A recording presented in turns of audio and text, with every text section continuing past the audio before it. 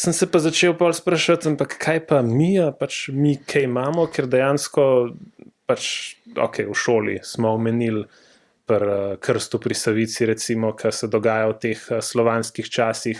pa mogoče pod svobodnim soncem je tudi ena tako slovensko delo, ki se dotika slovanske mitologije, ampak to je bilo pa vse, to smo zelo tako na hiter čez dali ta aspekt, nikoli se nismo kaj preveč poglabljali, in zato sem pač jaz vedel sem, da nekaj obstaja nekje, ampak da je vse tako malo skrito, pa da o tem ne govorimo zares, pa se ne učimo, pa se ne pogovarjamo, in sem začel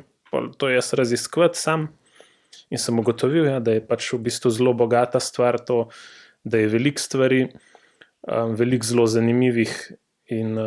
iz tukaj pol izvira v bistvu ta fascinacija, se mi zdi. So pa pač se mi zdi, da ta mitologija je tako zanimiva zato, ker v bistvu mi nekaj črpamo iz nje, ki je ful nezavedno, ker to smo pač mi ustvarjali v nekem pač bolj preprostem času, ki nismo razumeli sveta okrog nas in smo si ga morali na nek način razložiti in smo si ga pač s temi miti razlagali.